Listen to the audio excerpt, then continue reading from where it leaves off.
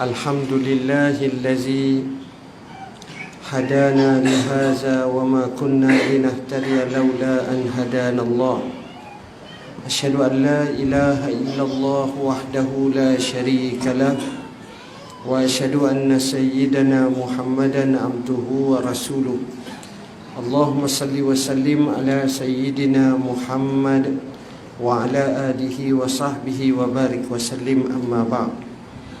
Yang dihormati sahibul fadilah Tuan Imam yang berusaha pengurusi surau barisan jawatan kuasanya, ashabul fadilah, tutu guru, para alim ulama, hadirin hadirat, muslimin muslimat yang dirahmati Allah. Alhamdulillah, dengan izin Allah Ta'ala, kita masih lagi dapat bernafas, denyut nadi kita melangkah tahun 2019. Hari ini pun kita dengar ada orang mati, dan sebelum masuk tahun baru pun ada yang mati. Tapi Allah masih lagi beri sedikit jangka hayat kepada kita. Justru rafat syukur kita kepada Tuhan agar kita bina kehidupan kita 2019 ini dengan kita memperbanyakkan pengisian ke arah apa-apa amalan kita yang memungkinkan untuk kita dipahalakan oleh Allah pada hari yang dinyatakan yauma la yanfa'u malun wala banun illa man atallaha biqalbin salim. Hari yang tak mungkin memberi manfaat oleh harta benda dan anak pinak, hanya yang datang menghadap Allah dengan hati yang sejahtera. Tuan-tuan dan puan-puan yang dirahmati Allah, tajuk yang akan kita angkat untuk perbincangan pada malam ni adalah berkisar kepada satu hadis yang diriwayatkan oleh Abdullah ibn Umar ibn Al-Khattab radhiyallahu anhuma. Katanya, satu hari Rasulullah sallallahu alaihi wasallam pegang dengan kedua tangannya yang mulia kepada bahu aku. Dia tengok kepada mataku dan wajahku. Beza antara Abdullah bin Umar dengan Nabi ni ibarat atuk dengan cucu. Walaupun Abdullah bin Umar dianggap sahabat, tapi dalam bahasa yang disebut oleh pakar-pakar sebagai sigharus sahabah, iaitu sahabat kecil. Maknanya Nabi dah tua, dia masih lagi budak, remaja. Nabi pegang kedua bahu Abdullah bin Umar ni. Nabi tengok mata. Lalu Nabi bersabda, kun fid dunya ka'annaka gharib au abiru sabil. Jadilah kamu di dunia ini seperti orang asing atau orang yang sedang bermusafir. Tuan-tuan, hadis ni mempunyai banyak makna. Pertama sekali, Nabi ni perangai dia tak duduk dekat seorang tu, melainkan dia akan letakkan dan beri sesuatu pada orang tu. Dalam erti kata membina iman, memberi makrifah dan ilmu, menyuluh kefahaman, menunjukkan dasar jalan sebenar, istiqamah dan seumpamanya. Ini PA perangai Nabi. Macam kita, kalau kita duduk kat budak, senyap je kita, tak ada benda nak cakap, kita kata. Kadang-kadang kalau kita menyapa budak tu, kita tanya apa khabar anakku, kita pun royak kat dia, bagus anak, kalau boleh kita semaya, kita sepatus lidah. Ni dakwah. Dengan orang tua dah lah kita malu, dengan budak pun malu juga. Ini masalah, sebab kita kadang-kadang kita tak pandai ambil kesempatan. Anak cucu kita mari duduk kat rumah kita, ada je. Saya bukan kata kat tuan-tuan, kat saya pun sama lah. Tapi cara Nabi, dia temu orang ni, dia cakap. Sebab itu dia temu dengan Abdullah bin Abbas, dia cakap, ya hulam inni u'allimuka kalimatin ihfazillah yahfazka, ihfazillah tajidhu tujahaka, ta'arraf ila Allah fil rakha ya'rifka fil syiddah. Ertinya Nabi dia cakap dengan budak. Kita tengok Nabi duduk dengan orang perempuan, dia bercakap, ya masyarun nisa tasaddaqna, wahai orang perempuan semua, pakai sedekahlah kamu. Nabi tengok Asyaj ibn Qais yang bijak, yang hebat dengan cara tertib, tergening, akhlak comel. Nabi kata, ya Asyaj ibn Qais, inna fika khaslataini yuhibbuhum Allah, al-hilmu wal-ana'a. Wahai Asyad ibn Qais, pada kamu ada dua sifat yang Allah amat suka, sifat lemah lembut dan sifat ketenangan. Nabi tengok Abu Zar, bila Abu Zar bergaduh dengan Bilal bin Rabah al-Habashi dengan menggunakan kalimah mak, dengan sebut ya ibn sauda, wahai anak kulit hitam. Nabi kata ayyartahu bi ummi. Dan Nabi sebut bagaimana cara Nabi santuni. Maknanya tidak Nabi duduk dekat orang, melainkan ada sesuatu yang dia akan diberi pahala. Dan dia beri petunjuk kat orang tu, ini perangai orang yang hebat. Kita duduk dengan bini kita macam mana? Tengok, mu tengok aku. Setakat tu kan. Habis baik pun duduk terpakat duduk tengok TV. Sedua-dua tengok TV. Setakat tu je.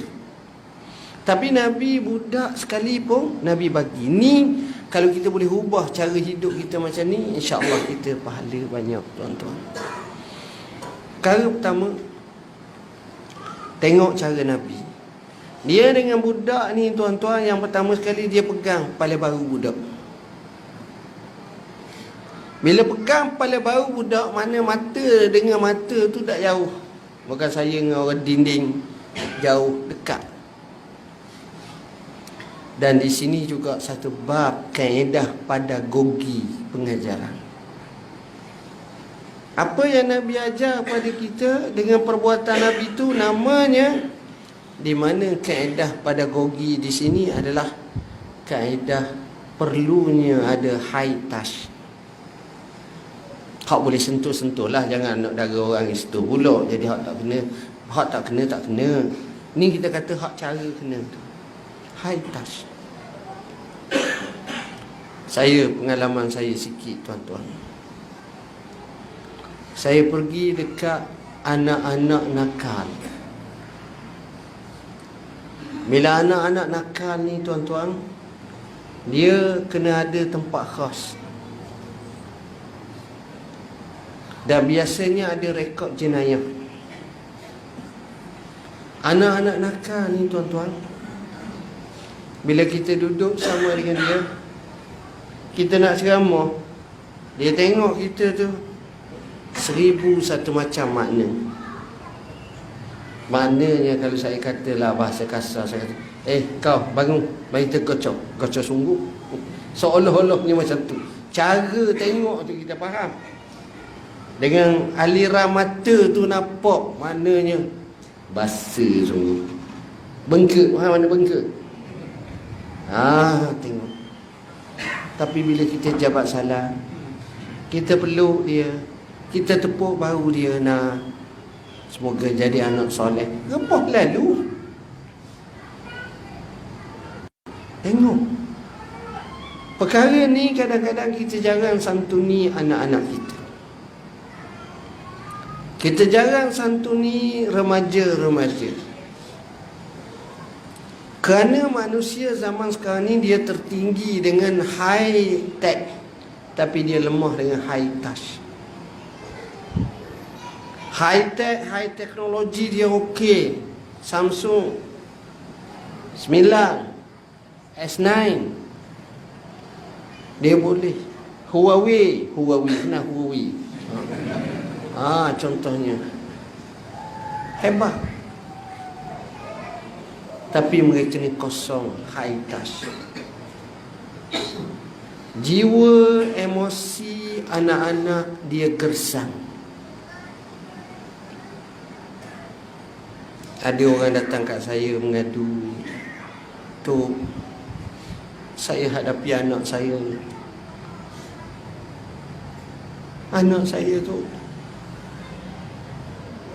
kesian kita tengok. Lalu saya sebut apa yang saya sebut sini lah lebih kurang. Cara Nabi high touch, sentuh. Mak, abah tengok bila dia ada sentuhan pada anak-anak, anak-anak tu ada rasa. Ada rasa semangat, ada rasa ni. Sekarang hari ni kita duk pakai atur anak kita sekolah, semalam duk atur anak kita sekolah. Anak-anak ni dia perlu kasih sayang. Harta tu satu hal, janganlah sampai makan tak cukup ngamuk dia, tapi kasih sayang. Berapa ramai orang lambatkan harta pada anak-anak, tapi anak-anak kesepian, emosinya tak terjaga. Tapi Nabi tengok awal-awal lagi Nabi jaga. Kemudian tengok cara Nabi bercakap. Bila dia pegang, dia termenung mata, maknanya Nabi cakap ni ikhlas. Nabi cakap ni dari hati. Lalu dia beri nasihat. Cara Nabi, kalau dia beri nasihat pendek. Dia tak beri nasihat panjang-panjang, tak, pendek je. Apa kata dia? Kata dia, kun fid dunya ka'annaka gharib au abiru sabil. Mudah. Jadilah kamu di dunia ini seperti orang asing atau orang musafir. Dua kalimah. Kenapa Nabi tak kata kamu jadi seperti orang mustautin? Kenapa Nabi tak kata jadi seperti orang mukim? Tapi Nabi cakap seperti orang asing. Kerana orang mustautin ni dia relax, dia rasa secure. Tempat aku, tak kisah. Tapi orang asing, dia ada sesuatu. Orang asing, tuan-tuan ngaji temu tak dengan orang asing? Orang asing ni dia akan guna masa dia ketika keterasingan itu untuk dapat apa yang dia perlu capai. Kemudian dia akan ingat nak balik negeri dia. Ada kawan saya seorang, bukan seorang, dua orang, ramai. Tapi ni dua orang ni special kawan saya. Sekolah menengah sama dengan saya. Kemudian mereka ni bernasib baik boleh pergi Mesir. Saya pergi Madinah je, dia pergi Mesir. Cerdik, budak cerdik. Seorang lebih tua pada saya, seorang lebih muda pada saya. Pergi Mesir, berjaya alhamdulillah. Tapi duduk Mesir tadi, cek punya cek, umur kat 50, pergi dekat umur 19, dah 20 tahun lebih dah duduk Mesir. Kerja sana, jual dog, jual macam-macam. Kalau saya pergi Mesir, saya tanya, kata nak balik tak? Nak balik. Nak balik semua. Ini saya nak sebut, bila orang asing, maknanya nisbah mereka, sebab mereka ni rakyat Malaysia, duduk sana, nak balik. Tapi biar tak balik pun, nak balik. Sebab orang asing. Ini bukan tempat aku. Tempat aku di Malaysia, contohnya. Ini orang asing. Atau kalau boleh bukan orang asing, kalau kita kata saya tak pernah jadi orang asing, kita pernah jadi musafir. Apa yang kita buat? Bila kita musafir, kita cepat nak balik. Saya tak musafir pun sudah mari ni nak balik dah. Mari pun nak balik selalu dah. Lambat orang kata je, berhenti ustaz semai mengajar cukup. Okey lah, wallahu a'lam. Memang kami tak mengajar panjang pun. Dia tak perlu panjang mengajar, dia perlunya siapa maklumat, siapa matlamat. Tuan-tuan, orang musafir. Orang musafir kita itulah. Anak kita nak hantar dia di UUM Sintok. Gi pagi, siapa tengah hari tu, Bayar yuran, bayar apa, bayar semua sudah 2.5 jam. Ajak pula anak makan kat mana? Sudah makan tu, rasa kedah ikan sekok ke, macam contohnya. Kita makan, sudah makan, kita pun tip dia, bagi duit lah. Mak mau ambil lah 500 riyal ni sebulan, ataupun 400 riyal. Nanti abah banking apa ni. Apa makna lepas pagi tu? Adakah ibu bapa nak pergi sewa rumah, nak duduk situ? Itu kalau anak seorang je lah, mudah jadi. Tapi kalau anak 14, takkan awak macam tu. Ibu bapa akan kata apa? Abah nak balik dah, mak nak balik dah.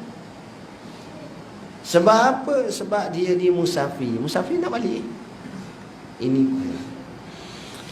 tengok, Nabi awal-awal lagi budak baru muda, Nabi cakap macam tu. Kita hari ni anak-anak kita sekolah, anak-anak kita mula nak masuk sekolah, JAS 1, tingkatan 1, tingkatan 4, tingkatan 5 dan seumpamanya. Apa kita kata kat anak kita? Mak, mu belajarlah betul, mu belajarlah sungguh, biar mu pandai mak. Senang masuk universiti. Dulu kau nak kerja pun gaji besar. Dan nak apa gaji besar, bah? Allah, mak, jangan tak faham. Mu boleh beli kereta besar, boleh beli motor, boleh menikah anak orang besar, macam-macam. Tu cara kebanyakan ibu bapa akan cakap macam tu. Suruh belajar sungguh, sebab gaji besar, sebab pakak besar, sebab senang hidup, sebab gitu. Itu mukaddimah kita tengok pada muka anak kita, pada keluarga kita, kita nasihat macam tu je lah. Bahkan saya yakin orang bukan Islam pun gitu anak dia. Tapi cara Nabi, bila dia cakap, dia tak cakap dunia. Dia cakap matlamat takik. Dunia hanyalah jambatan akhirat. Dunia hanyalah ladang akhirat. Kita ada tempat nak pergi jauh lagi, namanya dalam kubur, syurga. Perjalanan yang jauh. Dunia berapa tahun, Syekh? Semua orang mengaku ada tak orang muda pada kita mati? Apa tak ada, Ustaz? Orang yang lebih sihat pada kita mati? Apa tak ada?